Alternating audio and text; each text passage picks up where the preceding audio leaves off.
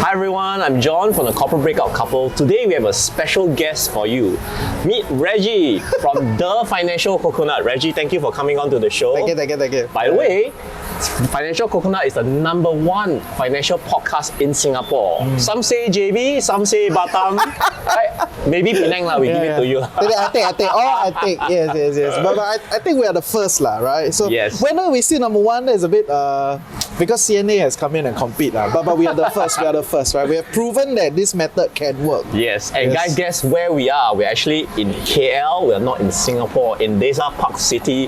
Very chill morning, right? And having this wonderful conversation. So thank you once again, Reggie. So maybe you can share with our viewers as what we always like to start with.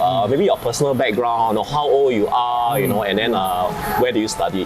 Okay. So I am 32 this year. 32 this year. Yes, I was a dropout lah, essentially from NUS. That's something you want to explore. I was a dropout. I do not take pride in it, and I do not romanticize the process after that. Yeah, I know a lot of people take pride in, oh, you're a dropout. For me, it was more like young and crazy, right? So long story short, I tried multiple different things, and there was this one thing that was really, really bad, which was a mental health startup that I did about 5-6 years ago, right? So the mental health startup was very bad for my mental health, right? Wow. I ended up leaving Singapore because it was such a traumatic situation, right? And I ended up in KL, right? So of course I tried different cities. Then I was like, KL is an easy place for me to hermit and hide and heal at that point in time. Yeah, and so that's your first foray, right, into leaving Singapore and going to KL. Yes, you can say so. Yeah, so I've already done backpacking for a while. I've kind of gone to different places, and backpack means you stay for extended period of time, right? Yeah. Not like a 5-day turnaround in Bangkok. Not that type of thing, right? So, but to actually live elsewhere for a long period of time without doing anything, that's kind of like KL. So how was the experience for you when you backpack for long periods outside of Singapore? As a born and bred Singaporean, right? And when you start doing that, right, how's the experience like for you? I think it's a perspective type of situation. Like you kind of open up, like, oh, can like that one right? So I think that's the main breakout in terms of how I look at the world or how I look at things, right? Because I think a lot of people, when we travel, it's we try to look for things that fit our impression of the place. Right, so a bucket list. Bucket so list. we must go this place. Go this cafe, do this thing, go here, take photo, like that, right? So it's very tight. And there was a period of time I joke about it. Although now my schedules are very tight, and I start to understand why people do this. Okay. But does not mean I'm a big fan of it. Right. So I think when I do the whole slow travel, backpacking type of situation, right, you kind of recreate your life, in all these different cities, all different towns, and then you kind of have a more discovery type of process. Yeah, I love that. So you are essentially putting yourself in a local's eyes and trying to explore the place as a local. Yeah. So in that process, you actually learn more about the place rather than just as a tourist. Yes. Oh, I love that. Yeah, and I've tried it in many different places, right? So, all over Asia. Yeah, where are some of the places? Maybe you can let out. Everywhere that you can think of, right? In terms of the Asian cities, I've pretty much done it. Right. Maybe other than Indonesia, I spent a month in Japan, also probably about a month in Korea. So a little bit of that, mostly in the cities. But I think the longest things that I've done is I've done 3 months in Georgia, in Tbilisi. Wow. Georgia itself? Yeah, in Tbilisi, in Georgia. And I've done about 3 months in Istanbul. Wow. Yeah, so I have done those very long stay in some of these other places, and it's quite an experience. Like you will just see a different way of life. Amazing that you have gone to all these places and you managed to do it at a very young age. And you are, if I say you're only 32, wow, these are fantastic experiences. How are you? Wow, I'm 44. I'm actually 12 years it's like my cocoa, that's it right? Yeah, not that old. Yes. Yeah. So Reggie, I want to ask you a bit about your NUS days, right? So for normal Singaporean, you study hard to get into university, NUS, NTU or other universities. And for you, while you were in the midst of your university, you decided to, quit school and then go and run your own thing. Can you share with us what was your thought process behind then in your 20s? Okay, so to be fair, right, it's not a romantic process, yeah. Okay. It's nothing fun, nothing sexy. You know, it's a lot of pain to be exact, right? So I think at a point in time when I was in NUS business, it was a little bit of a situation where I feel like I don't know why all these people are here also, right? So I think the story I always tell people is I went to ask around my classmates, right? Like, why are you here? Why are you here? Why are you here? And then maybe 80% will say, oh, because I don't like engineering, I don't like architecture, I don't like science, so I do business. Oh. Wow. So I was like, this is a horrible place to be. Everybody is here because they don't want to be elsewhere. You know, whereas other campuses, people go there because they want to be an engineer or they want to do what they want, right? So NUS business become this like reservoir of like lost people, right? So okay, but of course after that I start to realize that we're all as lost right? At that point in time, we're all young, we're all as lost. I'm expecting too much from my friends, okay? But long story short, I left on a few reasons, right? One, of course, is because I'm not particularly integrated into the system. At that point in time, I didn't go for orientation, I didn't do a lot of all the CCAs, all this kind of things. So I didn't stay in hall.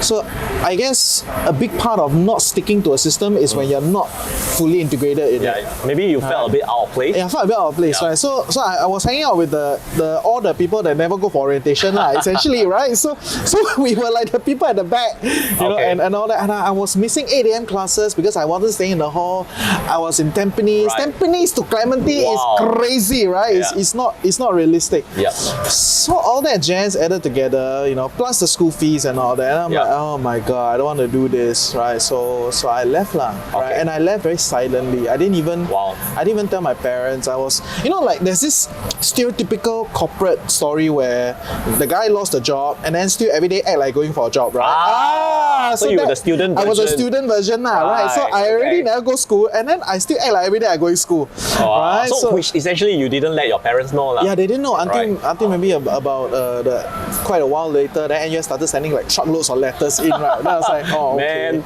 Yeah. So to the NUS admission center, please don't send me more letters, okay? Let bygones be bygones. Okay, so those were, I will guess, the push factors, right, for you to leave school. But what were the pull factors on the other side, you know, like, what was your plan? You know, it's like, okay, I'm going to leave school, right? Obviously, you need to do something next. Yeah. So what were your thoughts then? Actually, I would say, I mean, I already had some friends doing all sorts of weird things outside, right? Okay.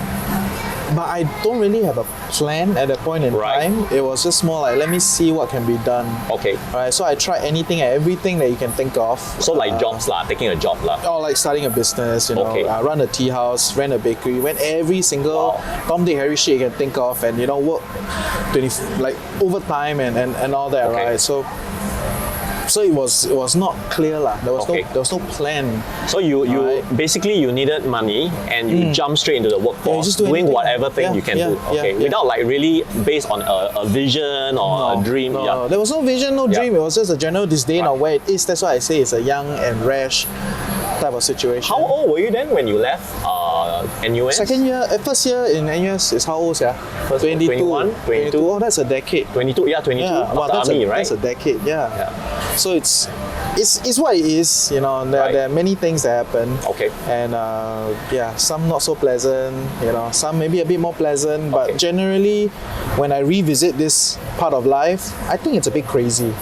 Yeah, but it was the pivotal moment for you to begin on your entrepreneurial journey, right? Okay. And that is something that I'd like to ask you next. So, obviously, after a few forays, you got a few jobs, you actually became a serious entrepreneur, if I can say that. Yeah, you can say so. So, what were some of the key points or key highlights of your entrepreneurial journey? And maybe you can share with the audience. Yeah, so I think one of the worst part of the entrepreneurial journey is in my early days, I was part of a scam, essentially. Oh, wow. Okay, so that was quite bad, right? I didn't know that it was a scam, of course, you know, but it was just part and parcel of it, lah. So that was shit, okay? Right. And it's like a cult, right? You're part of like a cult, you know, they brainwash you and all that. So exiting that cult was a process.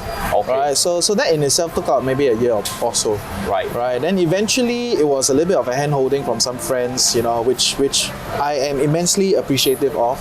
And then my army friends, all my old friends are, right? Okay, So okay. it kind of got me into things that are a little bit more proper, right? Like doing, whether is it running a tea house, whether is it doing a bakery, or all sorts of other more physical type of businesses, right? That essentially pushed me into more entrepreneurial situations lah. Okay. But what was your motivation then? At that point of time when you were transitioning from running things and then going into being a proper entrepreneur?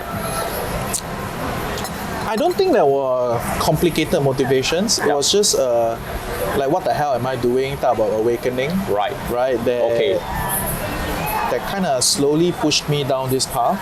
And to be exact, right, whatever I'm telling you now is a half-processed story in my head. Right. At that point in time, I was just trying to stay alive. Or maybe I wasn't even trying to stay alive. You know what I mean? Because you question the reality of why you're doing what you do. And I look at some of my friends, they all started getting a job by then, right? Yeah. So about 25, 26, they're all getting jobs, right? And they're living the quote-unquote Singapore good life, right? Good quality of life, can go here, do that, everything. Then I was broke as right. Hey, sorry, can you use the word? It's right? okay. I will do. Yeah, you were doodle and all Yeah. that shit, right? So that was the difficult time period. Right. Right. So I could say that maybe at a point of time you were pretty lost and confused, and when you compare to your peers, like how the normal route is, get a job, they had some stability. Yeah. Right. At that point of time, it wasn't not an easy situation. It's not easy. Right. So the interesting part is an envy on their life Yeah. became some sort of a I gotta do better type of situation, right? Right. Like Tom, Dick, Harry also can do like that, right? Like I can do better, right? So, but of course, it is a story I tell myself at that point in time so that I can keep going. Right. The competitiveness. Yeah, the in you, competitiveness, right? So then I started all the whether is it doing a tech entrepreneur type of situation, Yeah. like buy into all these weird dreams, right? Yeah, That is being sold by all the Angmoh, right? Not just Angmoh. Yeah, not just Angmoh now, right? It's like everywhere else, right? So I think the big break was the startup when I was doing the mental health startup. Right. That really kind of pushed me into so this is how businesses think, right? Like how to bootstrap, how to use the least, get the most, how to kind of carve something. So the experiences over time then accumulated to the current venture, which looks like got some chance lah. Right? For sure. Looks like got some chance. Yeah. Your startup, right, when you talk about the mental health, right, I would, correct me if I'm wrong, it was at a very good period where mental health awareness was more on the rise.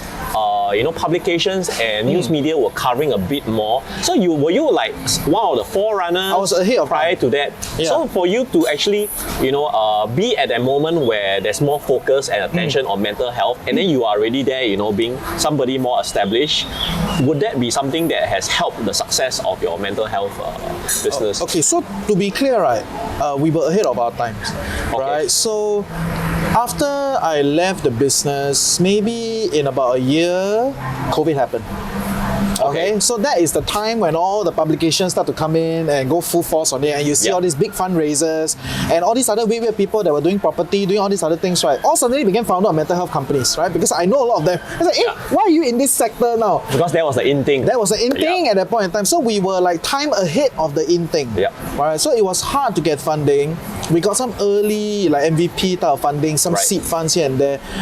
But that was as far as it went because startups really require that type of capital power, right? Yeah. So to expand and grow faster. Yeah. Which is why, right, when I read some of the other VCs when they talk about it, right, a big part is timing, right? Yeah, and I agree lah, right? Because to be fair, the mental health startup that I did was ahead of its time, so no one bought in. When I talk to HR look at me, it's like, so mental health, so fun, right? Like, I got so many things to do, right? Because you got to sell to the HR or you got to sell to the learning development teams that, hey, this one got value, increase productivity to your company. We can better scope how is everybody doing. Right. And there were a lot of very minor problems that if you're not in the industry, you will not be able to understand. Like, I give you an example, right? So it's like, the accuracy of evaluating someone's mental health is based upon the information that they provide you. right? Wow. Self-provided Self-evaluation. self-evaluation, Yeah. right? So self-evaluation, firstly, is tainted in the corporate environment, right? Because in the work environment, well, you're not good, you also say you're good, right? Yeah, it's not the corporate branding, it's right? the corporate branding, Yeah. right? So it's very hard. Yeah. So that becomes a problem. Right. And then from a management standpoint, they don't want aggregated information. They want as granular information as possible so that they can so-called practice certain things, right? To kind of so-called help this person. But all these are governance things, like how can you give a granular data to management, right? Management and it's very personal. It's very personal. Person ABC in our metrics is not doing so well. I give you xiao liao. You sure? How can I be sure the management will not fault these people? Right. So there were a lot of intricacies in this thing. Right. That was very hard to operate. And at that point in time, not enough funding. Founder dispute, and then I left lah. Okay. Yeah. So Reggie, age of 32, you're financially free. Okay.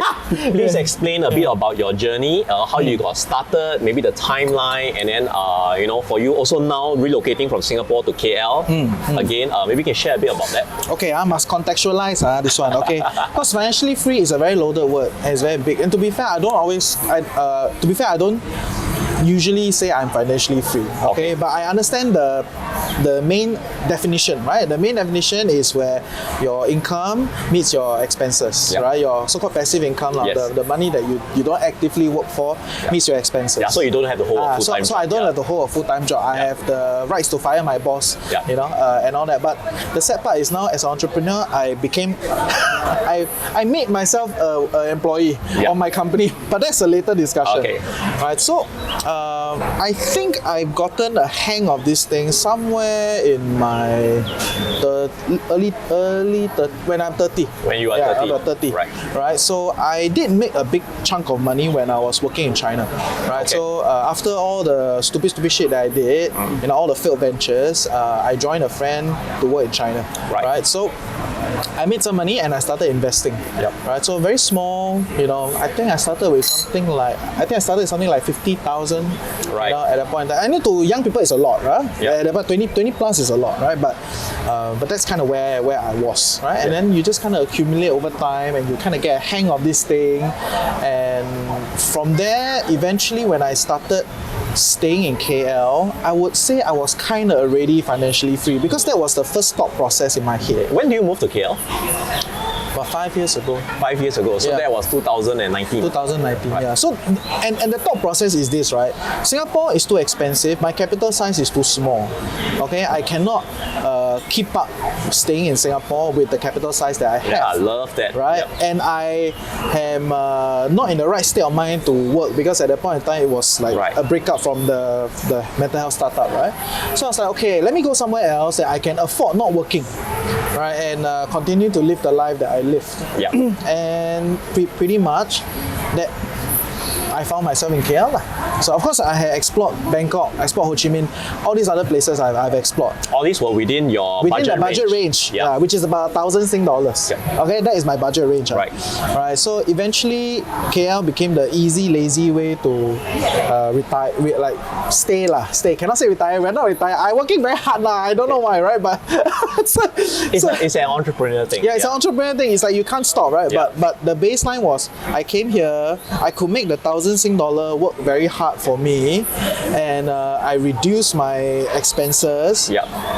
And on some level, that gave me the space to innovate and try new things, right? So I don't say I'm financially free or like retired, but I have managed to build a system where cost of living is managed. My passive income can cover this. That means in today, if my business close, I'll be fine, right? And even then, right, that's a very strong position to go into negotiation. A lot of my fellow creators, right, or my friends that run a media company, right, they go in and they say, well, how can you just walk away from the deal? I was like, I can walk away from the deal because I can, right? And I don't want to be a dog to this brand. right? So and that is a very strong position to negotiate, right? It's I don't even know how to explain to people how mentally comforting it is. I totally get you. Right. So basically you are able to put yourself in a financial position where you have money handled for you, such that you have actually the space and also the time to really think about, hey, you know, I want to do something, but I don't have to put money as my top priority or consideration. So when you are in that space, your creative juices and your innovation, the entrepreneurial spirit in you, you don't have to be like, hey, you know, I need money to survive, because you know that it's currently handled. And the very smart thing that you did is you arbitrage the arbitrage currency, right? With Sing dollars, Malaysian ringgit, you know, you're willing to anchor yourself at a certain lifestyle point in KL, such that you actually, hey, you know, what is it that's really important to me? You know, and you are going for that. And that is evidenced by what I'm going to ask you next, which is the financial coconut. Maybe you can share with us how this whole podcast started. You know, your idea wasn't to originally turn it into a business, right?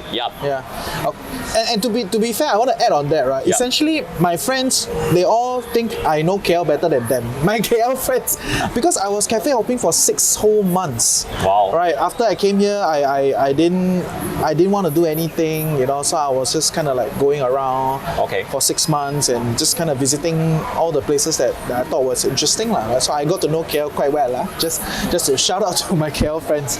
And during that time period when I was here, I got bored, lah. Right, so about 6 months you get bored, right? Like sick and tired of like everyday cafe hopping. So what happened was, my apartment was bigger than what I needed, so I had like a small little Airbnb going.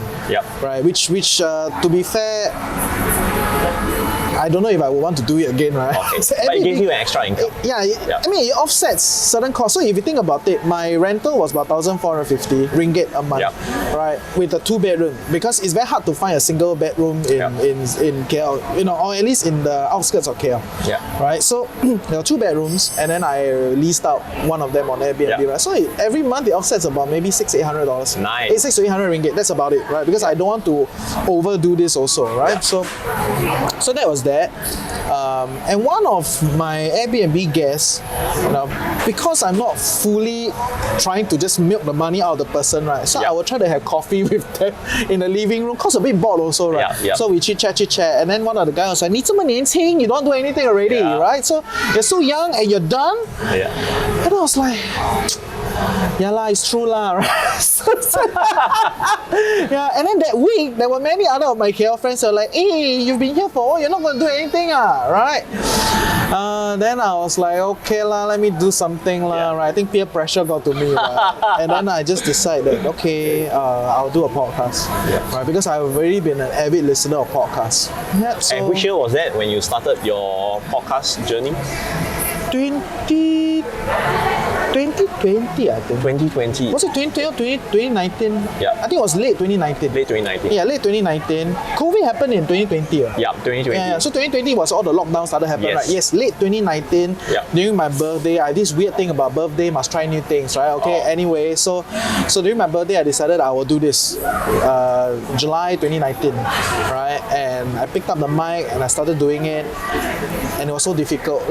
It was so much harder than I thought. So you didn't know anything about podcasting other than I'm a listener, right? Yeah. So the whole setup, how do you get audience? How do you get the whole thing? I knew nothing about it.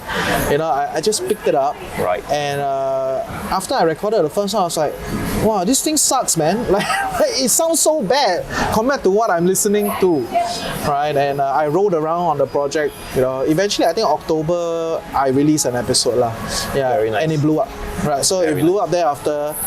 By the 1,000 subscriber on Spotify, I was like, cannot anyhow say already, must think properly what you're saying, got people listening, you know. And need to be politically correct. You got, I mean, politically, in that sense, you gotta have, there's some parameters, right? And then you gotta study the assumptions, right? But that's a different discussion. But that's kind of how it started. Nice. So you started on Spotify. I already started on a third person platform. So in podcast, there's a third-party platforms, Right. and 101 of them. Whether is it currently I use Acast. Currently you are okay. I use okay. Acast, right? Okay. Before that, I think I was using Podbean or some of the others. Right. I cannot remember exactly because we've jumped a few. Yep. But it's always a third-party platform. You upload and then they will distribute across all the platforms. Yep. Yeah. And which are the platforms that are heavily distributed right now? Oh, to be fair, I think only Apple and Spotify makes Apple, sense. Spotify, yeah. Yeah, but YouTube is giving us a lot of growth, right? So That's YouTube great. has a lot of virality placed into the platform. Of course, Yeah. YouTube has that type of And the strength. video component video as well, component. Discoverability is higher. Yeah. The algo is more supportive. Yeah. And I think because Google has retired its Google podcast platform, it is full on YouTube now. So YouTube has like a podcast feature and all that. Yeah. So if anyone's listening, Yeah, by the way, guys, do check out the Financial Coconut, right? They're on YouTube as well, other Yes. than Spotify and Apple. yes. And if you're listening and you want to do a podcast, I think right from the get-go, you should think about YouTube. Yeah. Reggie, so of all topics that you can cover in your podcast, why do you choose to talk about financial matters? Simple, right? Because in the early part of this discussion, I already shared that I was part of a scam, right, for a period of time. So I had a personal vendetta against these people. Oh, okay. So I was like, these people are sprouting nonsense. I was brainwashed into it, and I'm sure a lot of people are being brainwashed into it. And at a point in time, YouTube was stacking more ads. Remember, a long time ago, there was one ad per YouTube video. That's a long time ago. Oh, yeah, that's right, About yeah. 5-6 years ago. Yep. And then there was a period of time YouTube was trying to amp up this like ad revenue, right? So it became like 3 ads per video. So the fake gurus were disturbing me more and more lah. Right? Learn this one skill, it's gonna change your life. It's like rubbish, right? So it became a personal vendetta against these people. Maybe also a process of healing from that past. And that's why I just wanted to share how things work, how to think about some of these things, my thought process, which is why I said that at some point it became like, I gotta learn a bit more about this, because at the point in time it was just a personal rant, right, of how things work or how I thought things work. And then it just grew from there. Yeah. And I love how you are bringing your guests from all different areas of the industry. It's not just purely about financial matters, although that's the predominant topic.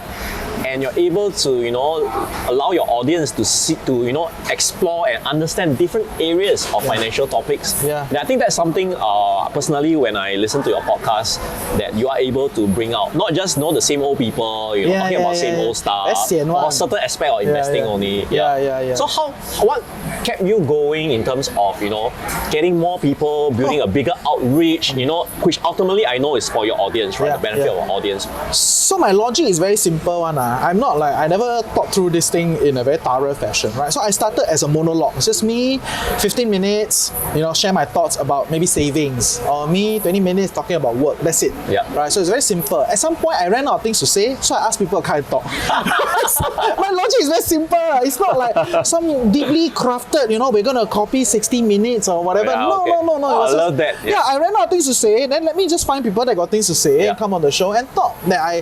And of course, I validate these people as people that I trust, right? Or people that is enough to come on the show and talk. That was where it is. Right? And then over time, you kind of be a bit more selective of who is who. Yep. And you talk to this audience, what do they want? You poll them, you ask them questions. Although, to be fair, I've not been doing a lot of that for maybe a year plus at this point in time, because my co-founder left the business and I had so many other things to do. Yep. Community engagement has just like went down my rungs, which I will try to pick this back up for all you listening. I will talk to you all more, okay? But that was just how it is, right? I ran out of things to say, I asked people to come here and talk, and then as I go along, I ask my community, what do you want to hear? Who are the interesting people that you want to talk to? Yep. And then you kind of go from there. Eventually, it got to a position where, I know how this works. How to monetize this, I also kind of understand. Yep. Right? Then you have to be a bit more strategic. Yep. So I become more a media business at this point in time, right? Because I know where are the big budgets, who is paying, what are their incentives, and then from there, how do I match my audience to their incentives, right? So this is a step-by-step process that I've learned essentially over the past 3-4 years. Yeah. Oh, that's fantastic, because you're able to pivot accordingly at different stage of your business, which actually originally didn't even start out as it was just a rent. Yeah. But you saw the opportunity. You were in podcasting early enough before it really, podcasting got more, more traction, especially in Singapore, right? And you pick topics which are very central to what everyone wants to listen and definitely want to learn about. So every one thing, I'm an old bird now, right? It's like all the media guys today, CNA, whoever, when they want to do something, they talk to me and they position me as a veteran in podcast. But actually, I've only been here for 4 years, right? It's just time before me, there was no one else, right? So I'm an old bird in this space, right? So it is what it is, But I think challenges will come and then we kind of evolve from there. So what is the direction for your financial coconut? Maybe in the next few years, what kind of expansion or what kind of diversity are you looking at? Okay, so I think at this point in time, we have carved a niche around middle upper working class professionals. Right? What are their concerns in life? What do they seek for? We resonate with them. Right? So we're gonna continue to drive down this path of like what do I think they care about, right? So maybe starting a small business, maybe franchising, maybe investing in property, maybe making progress in career, right? So all the boring adult topics, right? Which are important. Which are important, but they're boring, so nobody that wants to do it. All the influencers only do makeup, right? So they don't do this, So but they're good at what they do, right? Because I tried explaining why is this coffee good, and I suck at it, right? So they are good at what they do. I'm good at what we do. So we just continue to open up categories based on what we think our audience are seeking, and how can we match this with sponsors, right? So I think we're at that place in our current. And it becomes a win-win situation. So the audience gets the good value for insights, because it's done through us, right? And the sponsors get to reach the right audience that they want to reach in a manner that is palatable to the people, right? That's because hard selling just does not work, right? So I think even from a sponsor's perspective, they get it. From an audience perspective, we derive insights for them. And it's great what you're doing in terms of beefing up the financial education in Singapore, right? Not just Singapore and other parts of the world as well. Primarily in Singapore, we have about 90% of our audience are Singaporeans, and from an advertiser standpoint, they love it. They love it that you are clear and targeted, right? Then they, it's what it is, And recently, right, some of these experts that came on the show, they say they after the podcast, they're like, "Wow, you ask very difficult questions, Then my reply to them is, of course, we ask difficult questions because people at our level need you to answer that type of questions, right? Like if they are middle upper class working professionals, they are very smart with a lot of these things. You don't give them communicate better, everybody know communicate better, but what the hell is this, right? What are we trying to do? Do you have a framework? Do you have a thought, right? So I think that's kind of where TFC wants to stand, in rigorous, fun and factual. That's the idea that we're going for. And you can break down complexity into a process where the listeners and the viewers can understand. Exactly.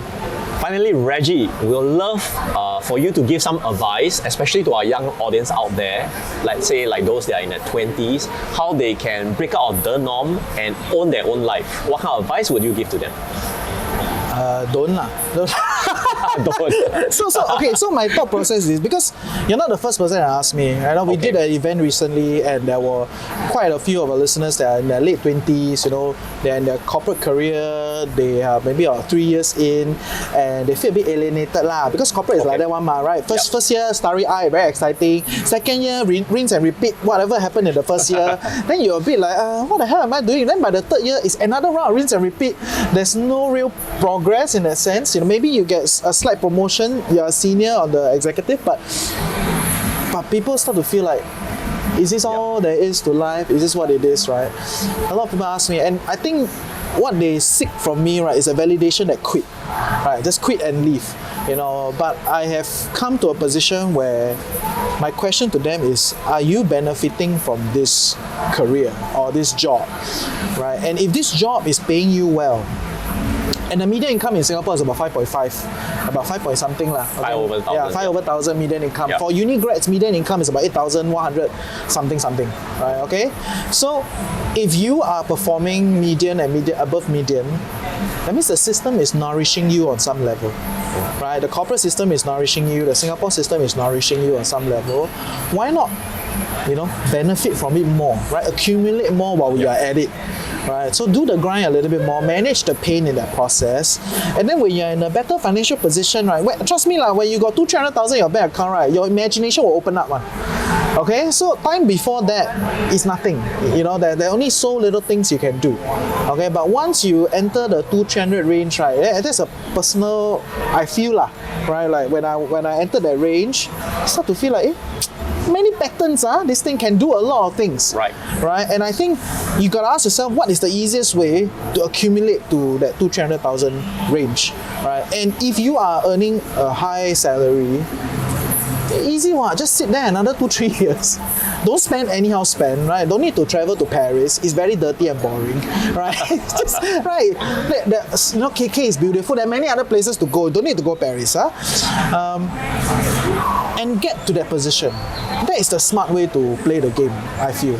Right? And of course, if you are already on the roll, you have a scholarship, you're doing well, because there will be a bunch of people that are like that, then do it lah, right? Write the system until it no longer serves you, right? And to be fair, I think your thought process will change when you start with a student debt of maybe 30,000, and when you have a net positive of 300,000, your thought process change, your concerns change, your priorities change, and by then you can start to try small little things around, because it's also not smart to just break it, right? And just jump out of it. So that's kind of how I think about it today. Thank you for the great advice, Reggie, and thank you for being on the show. Thank you. And guys, I hope you had a good enlightening and you have great value from Reggie today. And of course, do follow The Financial Coconut. Otherwise, we are signing off. I'm John from the Corporate Breakout Couple. Do hit the like button, subscribe, and join our YouTube family. See you soon. Bye-bye.